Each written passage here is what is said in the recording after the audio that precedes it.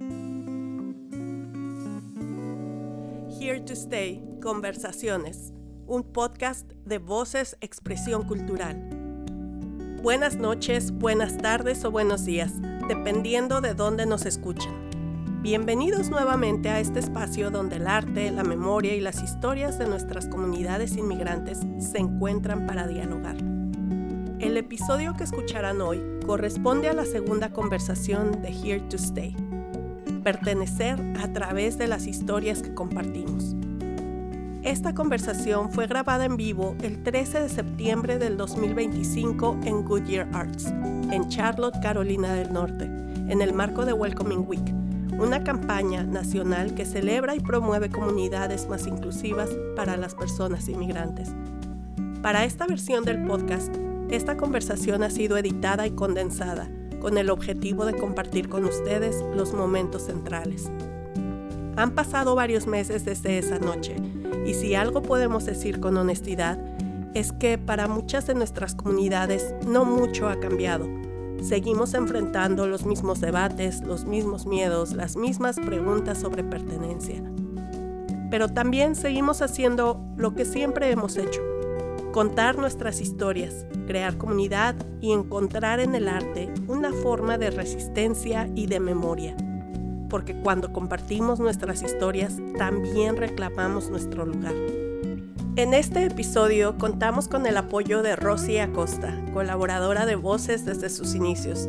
Rosy es originaria de Chihuahua, México. A continuación, escucharán la conversación de esa noche en la que reunimos a miembros de la comunidad para reflexionar sobre lo que significa pertenecer. Bueno, hoy tenemos el honor de contar con 3 invitados que representan distintas formas de pertenecer y construir comunidades desde su trabajo y su creatividad. Aquí está con nosotros Zaira. Ella es una apasionada por construir comunidades inclusivas y equitativas, lidera las iniciativas de acceso lingüístico e integración comunitaria de la ciudad de Charlotte. Ha recibido reconocimientos como el Outstanding American by Choice de USCIS y el Outstanding Individual Award de la ciudad por su labor en favor de poblaciones inmigrantes y sus representadas. Muchas gracias, Zaira. También está Giovanna Torres. Giovanna es estratega de marketing, productora cultural y cofundadora de Charlotte Latino Film Festival. A través del cine casual promueve el cine latinoamericano y ha desarrollado campañas y programas que amplifican el acceso a la cultura y a la representación de comunidades diversas. También está José Udina, artista visual originario de Ciudad de Guatemala y residente en Charlotte. Su práctica abarca escultura, pintura, dibujo y fotografía, explorando la relación entre el ser humano y los paisajes y la materialidad del plástico como metáfora del viaje migrante y los retos contemporáneos. Y pues hoy tenemos el honor de tener en exhibición, como Vicky Soray, una de sus piezas para que la vean, la aprecien. Ok, vamos a empezar con una pregunta general para los 3.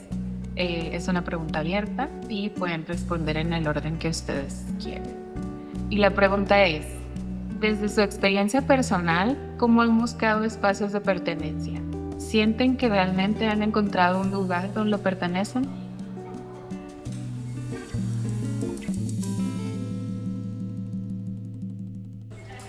Sí, hemos encontrado espacios donde pertenecemos. Yo creo que esa es una pregunta muy interesante. Yo llevo 2 años aquí en Charlotte y cuando recién me mudé para acá me hablaban de los pockets de Charlotte, porque yo estaba buscando comunidad. O sea, ¿dónde está la comunidad? ¿Dónde estamos?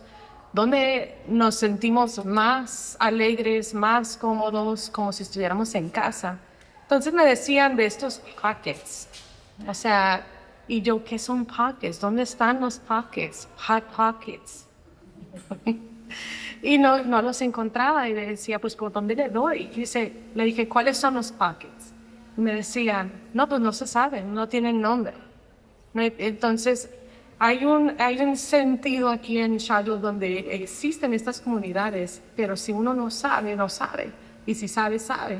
Entonces, lo importante para mí ha sido tratar de crear esos espacios aquí en Charlotte para donde yo entre, donde esté, donde hay gente, crear esos mismos espacios, porque es muy difícil entrar a una ciudad donde uno no conoce a nadie, no conoce familia, no conoce cultura. Entonces, es nuestra propia responsabilidad crear esos espacios para nosotros mismos. Estaba leyendo un libro, Let Them, Mel Robbins, y ella habla cuando uno le quita la responsabilidad a otros y se la pone a sí mismo, esa es lo que tenemos que hacer, ¿no? Si no, estar buscando que otras personas creen estos espacios, sino nosotros ser los mismos que los hacemos, ¿no? Entonces, no sé si alguien más quiera agregarle, quitarle, ponerle. Gracias. Siguiendo la línea de lo que dijo Zaira, yo creo que yo todavía estoy intentando descifrar si siento que pertenezco aquí o no. Yo llevo 10 años ya en Charlotte. Vine acá, estuve en Connecticut 6 años antes de llegar acá. Y todavía no sé si pertenezco o no. Estoy tratando de entender bien cuál es la definición. Como dice Zaira, tengo una muy buena amiga que siempre me dice si tú ves que algo hace falta en tu comunidad, pues créalo. Si puedes, si tienes el poder de crearlo, o júntate con gente que te ayude a crearlo. Y yo creo que yo sentía que hacía parte de esta comunidad, ese sentido de pertenencia, por lo menos para mí personalmente cuando llegué. Y así fue que nació el Cine Casual. Así fue que yo decidí crear ese espacio para, no sé, pues como para sentir que pertenecía y para darle ese sentido de pertenencia a otras personas de nuestra comunidad. Y sí, yo creo que eso. O sea, todavía, como digo, no sé si pertenezco, yo soy de Puerto Rico, soy del Caribe, también García Márquez lo dijo una vez, yo me siento extranjero en todas partes que no sé el Caribe, y así me siento yo. Pero poquito a poco vamos, yo lo incluyo a mis compañeristas, porque crean esos espacios a través del arte, a través de nuestras profesiones, porque si no lo hacemos nosotros, ¿quién lo va a hacer por nosotros? Bueno, sí, en mi caso, ¿verdad? He encontrado que Charlotte es inclusivo en ciertas partes y a veces exclusivo en ciertas partes, la verdad. En ciertas áreas me acuerdo que llegué hace unos 15 años aquí y la verdad para mí todo era nuevo, pero se me hizo interesante que de todos modos, aunque no conocía nada del área, terminé en East Charlotte, ¿verdad? No en Matthews, no en Balance, sino que East Charlotte. Y es porque la verdad es donde me sentí más a gusto. La comida que a mí me gusta comer, porque me gusta comer con cualquiera. Sí, la comida, las personas, el calor, ¿verdad? Al corredor lo he encontrado en Charlotte. También, ¿verdad? Dentro de mi práctica religiosa he podido encontrar también lugares donde me he sentido muy a gusto. Y en el entorno artístico, sí, eso es algo que se va construyendo poquito a poco, persona por persona, ¿verdad? Y que no te quiso la idea y ¿verdad? Ustedes que se han presentado aquí, obra, diferentes organizaciones dentro de Charlotte que le dan la oportunidad a uno no solo de presentar su trabajo, pero también de hablar en cuanto a los temas que a uno le interesa, que influyen en el trabajo. Muchas gracias. Sí, yo creo que todos buscamos esos espacios de pertenencia y bueno, también como dicen, ¿no? Si tiene que uno que traer su propia silla a la mesa o crear su propia mesa. Y bueno, voy a ir con unas preguntas para cada uno. Voy a empezar contigo, Zaira. Tu trabajo liderando el acceso lingüístico y la integración comunitaria de Charlotte con la comunidad. ¿Qué historias de inmigrantes en Charlotte te han marcado y te recuerdan por qué es importante seguir construyendo una ciudad en donde todos pertenezcan? Buena pregunta. Muchas historias, ¿no? Ayer tuvimos la ceremonia de naturalization en la ciudad y esas historias de ver a cada persona sacando su ciudadanía siempre me tocan a mí porque me acuerdo de cuando yo era la persona sentada allá. me acuerdo de mi propia historia, me acuerdo de lo que yo he pasado también, que todos hemos pasado, ¿no? Como inmigrantes, las historias son muy parecidas, muy diferentes y muy parecidas al mismo tiempo. Entonces, por ejemplo, la comunidad cambodiana siempre me dice, muchas gracias por dejarnos usar nuestra propia voz en estos espacios. Lo que a nosotros se nos olvida, especialmente como líderes de gobierno, es que la gente piensa que nosotros hablamos por la gente. Y la equidad realmente es quitarnos a nosotros mismos y abrirle espacio a la misma comunidad para que ellos usen sus voces, para que ellos mismos den los ejemplos que ellos necesitan dar para que nosotros como gobierno nos demos cuenta. Entonces, mucho de eso, mi pasión por acceso lingüístico es porque yo era la niña de quinto grado leyéndole los correos a mi mamá, yendo al doctor para interpretar las situaciones. Eso son cosas muy pesadas para un niño que no necesariamente tienen que pasar. Esa es la responsabilidad del sistema. Entonces, cuando yo crecí dije, no, pues ¿cómo hacemos estos cambios? ¿Qué es lo que se necesita para hacerlo? Y el acceso lingüístico es el acceso al gobierno, es a crear dependencia, es hacer que todos nos sentamos, que podamos acceder a los sistemas gubernamentales y uno con el otro, ¿no? Entonces, quitar esas barreras de eso. Y sigo viendo las mismas historias, ¿no? Las historias no han cambiado, siguen estando ahí, siguen. Entonces, poquito a poquito, mientras nosotros avanzamos, vamos quitando algunas de esas barreras, ¿no? Pero sí, hay demasiadas historias.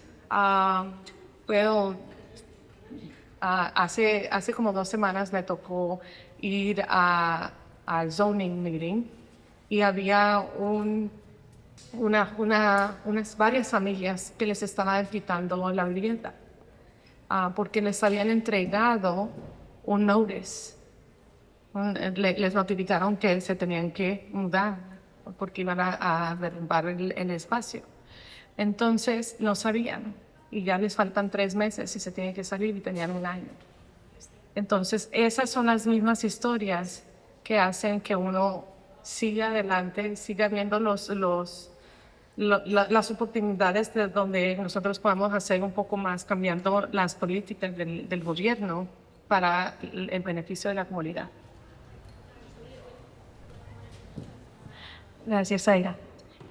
Giovanna, voy ahora contigo. Tú comentaste con la pregunta anterior que, bueno, parte de crear tu propio espacio de pertenencia, creaste Cine Casual para pertenecer tú, para buscarte ese espacio, ¿verdad? Pero dime, bueno, ahondando un poquito más en esto, ¿cómo estos festivales, la programación artística, la producción cultural, los festivales pueden servir también para cambiar narrativas y, bueno, conectar a los diferentes grupos que tenemos aquí en la ciudad? Gracias. Si se me olvida parte de la pregunta, me la repite, please. Yo creo que empezando por la parte de cambiar narrativa, el simple hecho de nosotros haber creado ese festival, ya estamos cambiando narrativa. Y ya para mí, personalmente, es un acto casi de resistencia. Y al principio yo no sabía si tomarlo como un cumplido o como un insulto, porque había mucha gente que se acercaba a nosotros, a mi esposo que fundó el festival conmigo. Y nos decían, wow, cómo un proyecto latino o liderado por latinos puede ser tan profesional o verse tan profesional. ¿Cómo es posible? Y yo decía, ¿esto es un insulto o me lo tomo como un cumplido? Y yo creo que con el acto de simplemente de seguir creando el festival y haciéndolo a lo mejor de nuestras posibilidades, ya nosotros estamos cambiando esa narrativa. Y en términos de pues, la programación, nosotros buscamos de crear esos espacios inclusivos, tratando de ser bien intencionales porque el cine latinoamericano es demasiado variado, bien diverso, y nosotros lo que queremos es ser bastante intencional con la programación y que todo el mundo se siente incluido, porque también, o sea, ser latino no es que todos los latinos somos iguales, ¿no? Y entonces tratar de tener la mayor representación posible dentro de esas 12 películas que proyectamos cada año en el festival, algo así, ¿no? Pero sí, así es que nosotros tratamos de hacer de cambiar narrativas y hacer que la gente se sienta bienvenida, ¿no? Porque también es la idea de que la gente se sienta acogida, que es un lugar acogedor. Nosotros siempre enviamos una encuesta después de cada festival preguntándole a la gente qué pensó, cómo podemos mejorar. Y para mí, de las experiencias que más me han tocado ha sido cuando he leído respuestas de gente que dice, llevo tantos años viviendo en Charlotte y ahora que viene el festival, finalmente es que me siento bienvenido en mi propia ciudad, me siento cómodo. Eh, Cosas así son las que llegan a mí, hacen que uno quiera, pues, ¿no? Seguir ofreciendo esos espacios y creando esos espacios, porque sí es mucho trabajo crear esos espacios. Y yo creo que por eso de nuestra parte nosotros también tratamos de formar la mayor cantidad de alianzas posibles, ¿no? Porque uno tampoco lo puede hacer todo por su cuenta. Es un trabajo en conjunto. Y ¿ves? Por ahí va la cosa.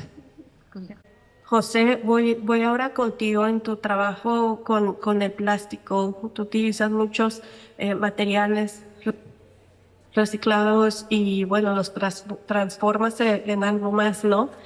Platícame cómo la transformación de ese material, del plástico, refleja también de algún modo el viaje del inmigrante, con sus cambios, su adaptación, su resistencia. Transformas algo en algo bello, algo diferente, y a mí se me hace bien lindo, ¿no? Pensarlo como una metáfora también del viaje del inmigrante.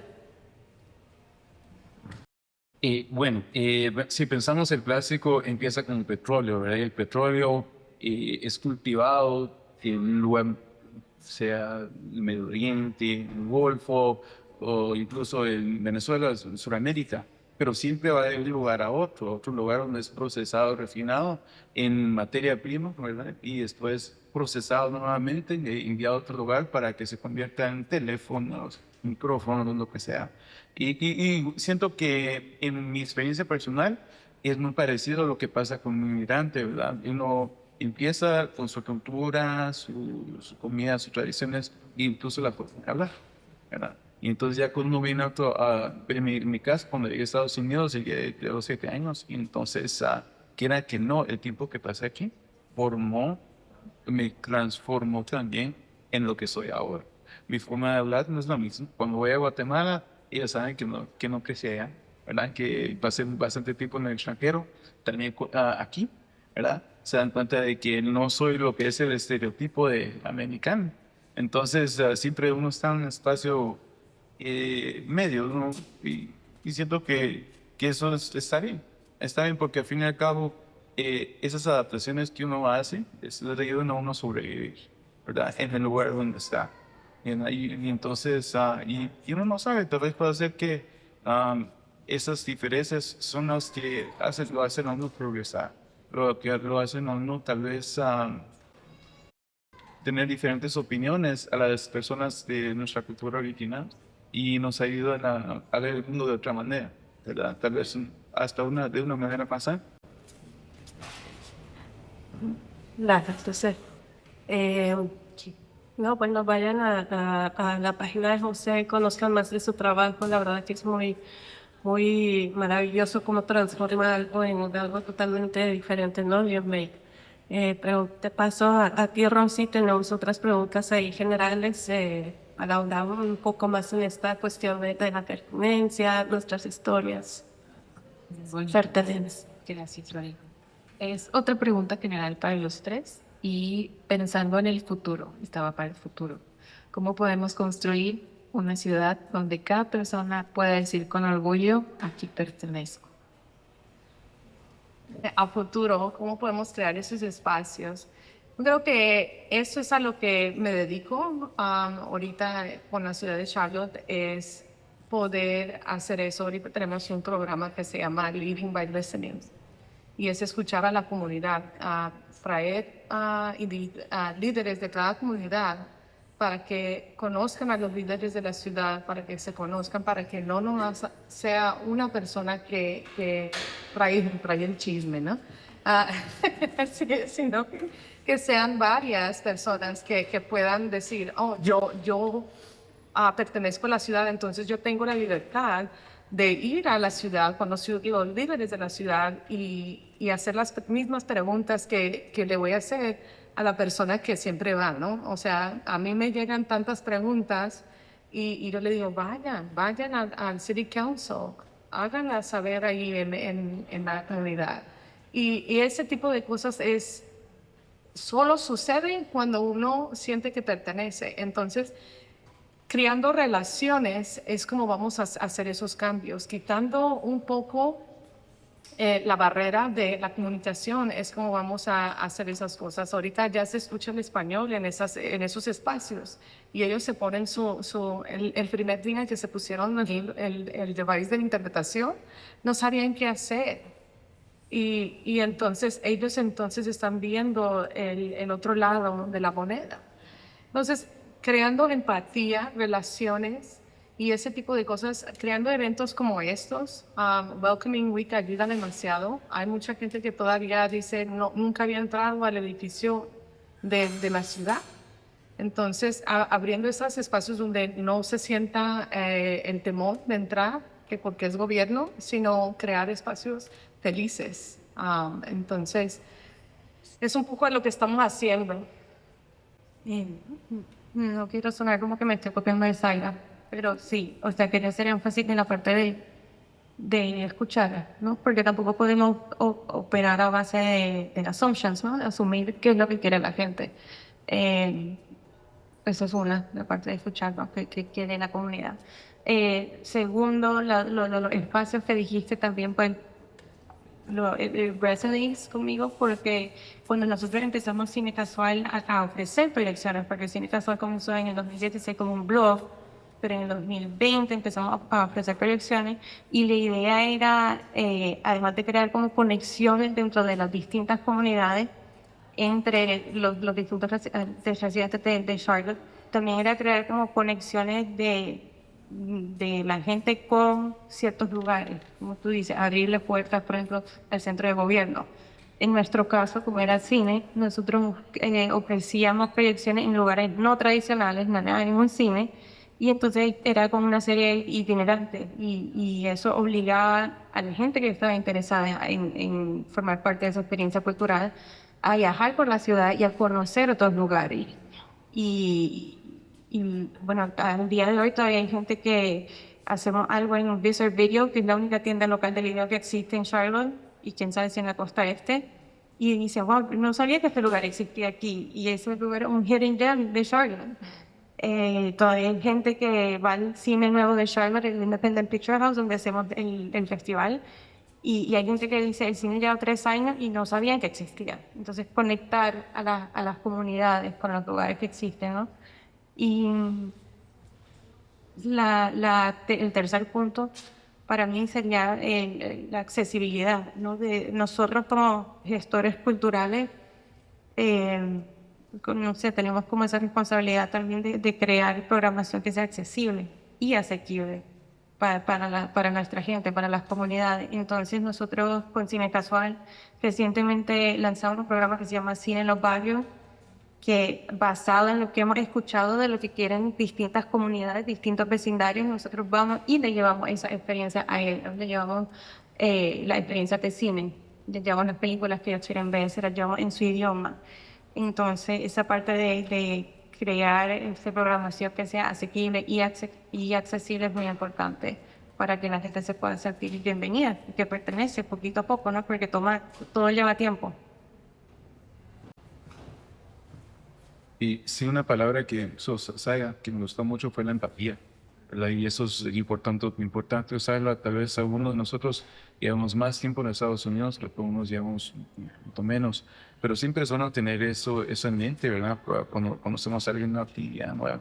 En mi caso, hay comunidades con las que nunca había tenido contacto antes, incluyendo, incluso a pesar de que Yo viví en Nueva York, y en Nueva York conocí personas de diferentes lugares, pero incluso aquí, personas de Angola, personas de Mozambique, personas de Nigeria y de Malasia. Y entonces siempre van a haber diferencias culturales, tal vez choques, ¿verdad? Tal vez roces por una cosa u otra, pero es importante mantener siempre la empatía y ese amor al próximo, ¿verdad? Recuerda que uno también en un tiempo ¿verdad? También era nuevo, ¿verdad? Y no sabía cómo eran las cosas, pero sí es importante la empatía para que las personas sientan que tienen un lugar dentro de su comunidad. Muchas gracias, José Noel. Pero sí, me encanta eso, ¿no? El escucharnos entre nosotros, el saber reconocer la historia del otro, de dónde viene el otro, qué está pasando por su cabeza, ¿no? Porque no todos venimos aquí con las mismas oportunidades, con la misma historia, pero tenemos muchas cosas en común, ¿no? Entonces tenemos que aprender pues a entender eso y abrirle el espacio y el camino a los otros, hacerlo más fácil, ¿no? para el otro. Pero no siempre es fácil, Zaira, y mencionabas, ¿no? Una de las barreras, como tenemos que estar derribando barreras. Una de ellas, obviamente, es el acceso lingüístico. Yo creo que es una de las más importantes, pero quisiera preguntarte qué otras barreras te encuentras en tu plataforma de trabajo que tú realizas día a día y qué es lo más difícil para derribar esas barreras. Esta no es una respuesta común, pero yo diría que sanación, ¿no? Nosotros, bueno, en mi trabajo yo veo que el gobierno ha hecho demasiado daño a muchas comunidades. Y entonces, ¿cómo sanamos y no nomás en los Estados Unidos, ¿no? En nuestros propios países y otras cosas? Entonces, ¿cómo usamos las historias? ¿Cómo nos usamos a nosotros mismos para crear esos espacios para derribar esas barreras? Porque el miedo a acceso al gobierno es otra barrera que hemos visto. Pero a veces no nos enseñan a usar nuestras voces para abogar por nosotros mismos. Siempre nos han dicho, bueno, a mí me habían dicho cuando yo estaba creciendo, con lo que te den es bastante, está bien, confórmate con estar aquí, ya te abrieron la puerta, no pidas más, ¿no? Y tenemos el dicho mexicano, yo soy mexicana, tenemos el dicho mexicano, dar la mano y agarrar la pata, ¿no? Entonces, ese tipo de cosas es lo que a uno nos mantiene mentalmente atados. A no querer más, a no sentirnos que somos dignos de más y que está bien pedir más y que está bien abogar por más y que es un derecho humano vivir bien, estar bien, pedir lo que se necesita y tener el acceso necesario. El gobierno es algo que es para los residentes, que es para la gente de su área. Entonces, está bien decir, ese servicio no me sirve, pero este me serviría, ¿no? Y hacer esos cambios. Nosotros hacemos las reglas, también nosotros las podemos cambiar. Entonces, yo creo que eso es la barrera más grande que he visto, aparte del idioma, ¿no? A los idiomas y el dinero. Gracias, Zaira. Giovanna, voy contigo, bueno, otra vez desde tu labor, ¿no? Con el cine latinoamericano, escoger la programación, las historias que van a traer. Quisiera escuchar un poquito más de tu experiencia y tu aprendizaje sobre cómo estas historias que traes amplifican las mismas historias de nuestra comunidad para que otros las escuchen, ¿verdad? Entiendan mejor a nuestra comunidad, pero también para que nuestra misma comunidad, como decía hace rato, se reconozcan en ellas. Yo creo que parte importante de lo que nosotros hacemos y que lo hacemos con mucha intención es que la gente sepa que, aunque es un festival de cine latino, que los organizadores somos latinos, que las historias son latinas, no es solamente para latinos, ¿no? Entonces nosotros creo que tenemos una buena cantidad de público que es anglosajón y que están interesados en conocer nuestra historia y al hacerlo a ellos sentir bienvenidos dentro de nuestras culturas también. Yo creo que es más fácil poder compartir entonces otras perspectivas, ¿sí? Entonces, eso es algo en lo que nos hemos enfocado mucho desde el principio. Y pues con nuestras comunidades, yo creo que especialmente con los niños, hemos estado tratando de crear más programación que sea familiar, que sea con enfoque para los niños, que sea family friendly, ¿no? Para que los niños desde ya puedan empezar a verse reflejados, ¿no? En las historias que estamos mostrando aquí en Charlotte. Historias que están creadas acá o están creadas en nuestros países, ¿no? Pero creando esos espacios para que desde ya sean niños que crecieron que nacieron en Latinoamérica y crecieron acá o crecieron acá, se puedan ir viendo reflejados y que existe ese espacio en Charlotte para ellos. Y pues no son la única organización haciendo eso, pero en nuestro medio de artístico, que sería el cine, pues así es que lo estamos haciendo. Y solo para comentar rápidamente, hace como 3 semanas hicimos una proyección de cine en los barrios, cine al aire libre en Our Bridge for Kids, en el área este de Charlotte. Y era una película animada dominicana en español.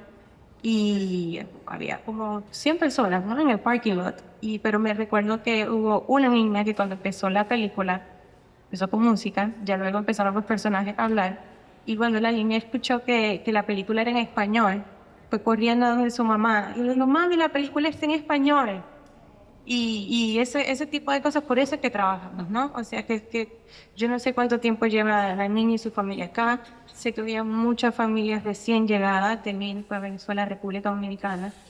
Y para la familia entera, ¿no? Pero para la niña, poder tener esa experiencia acá, o sea, significó todo para nosotros, no hay palabras.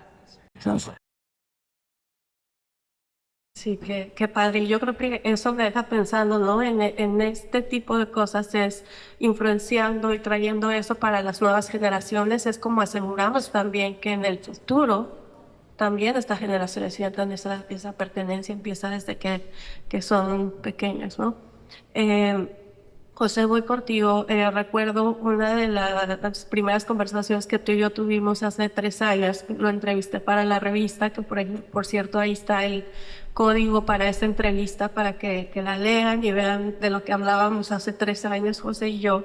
Pero recuerdo que me hablaba de los paisajes, ¿no? De cómo él luego se imaginaba los paisajes de arriba y lo que veía, y eso se ve en su trabajo. Y yo quería preguntarte de qué manera estos paisajes naturales, urbanos, influyen en la pertenencia o en la exclusión, ¿no? También hace rato decías, hay veces que pertenecemos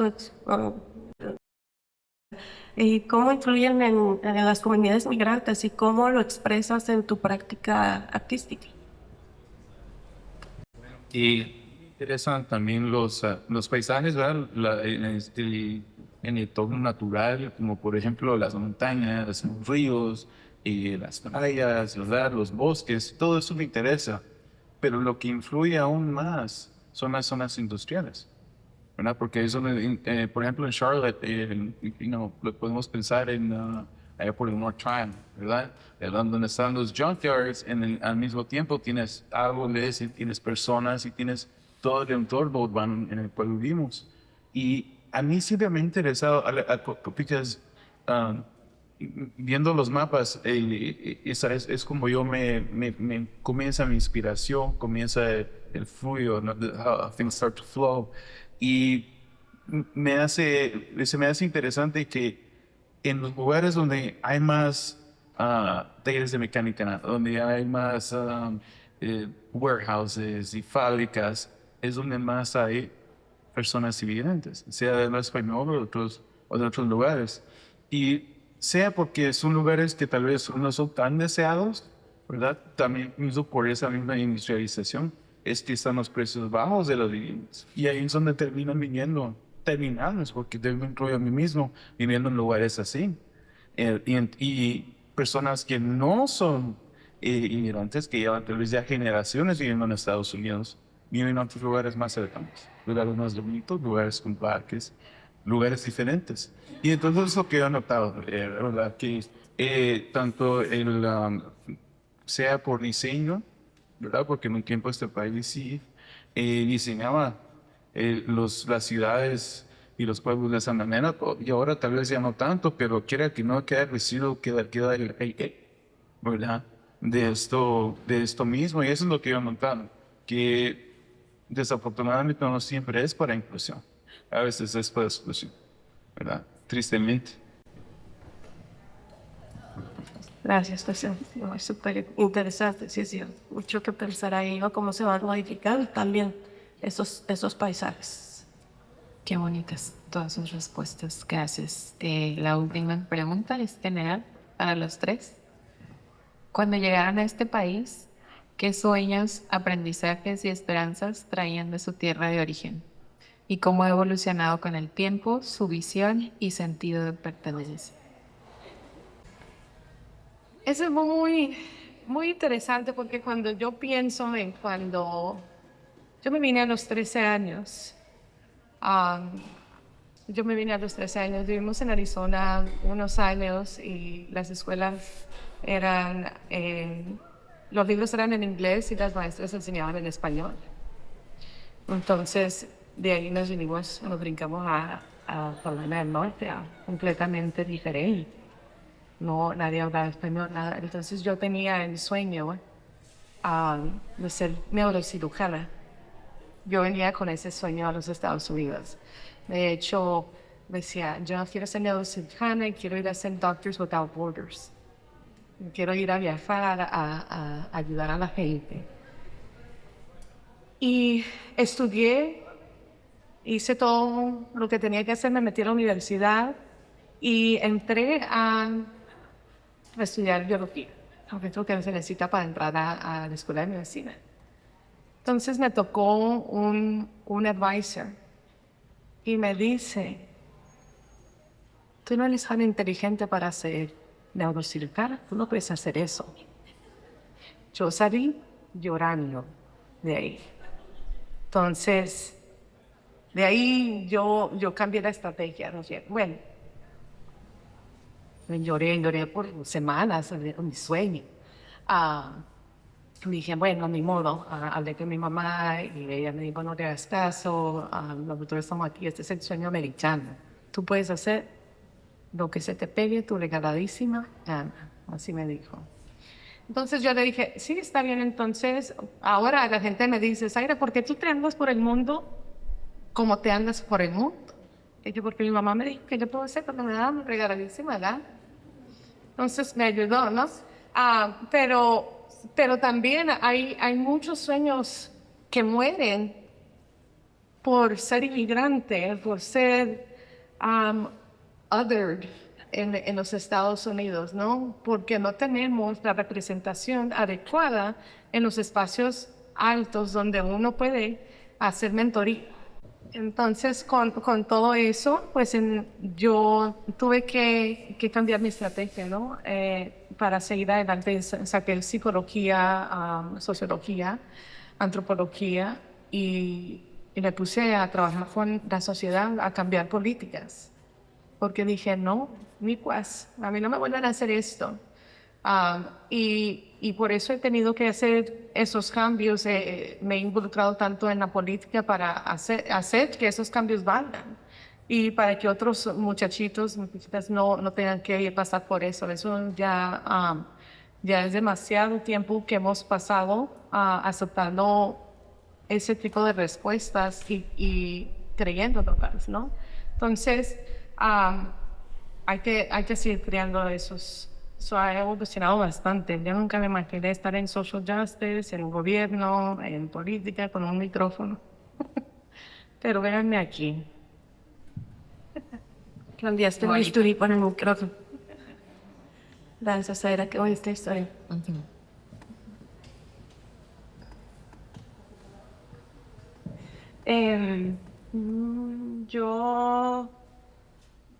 Yo nunca tenía planificado mudarme a los Estados Unidos. Yo nací y crecí en Puerto Rico. Mi plan siempre fue quedarme allá. No tenía intenciones de venir, pero una maestra de inglés en high school me dijo, tu inglés es bastante bueno, ¿por qué no intentas ir a la universidad en Estados Unidos? Y bueno, ahí fue que comenzó todo. Ahí ya tuvimos una reunión en casa, mi papá, mi mamá y yo, o sea, se puede, no se puede. cuántos préstamos estudiantiles vamos a tener que sacar para que puedas estudiar. Bueno, el punto fue que así fue que llegué, nunca estuve en los planes. Tuve una experiencia súper parecida como mi academic advisor en la universidad, que si la cuento parece que estoy haciendo copy and paste de lo que no sabía. Entonces no voy a hacer toda la historia. Casi me regreso a Puerto Rico después de esa experiencia, pero me quedé, me gradué, pero no tenía así un plan tan definido como el que tú decías de estudiar medicina y todo. Yo lo que sabía era que me gustaban las artes, no sabía qué formato, qué medio, pero sabía que iba a ser algo artístico.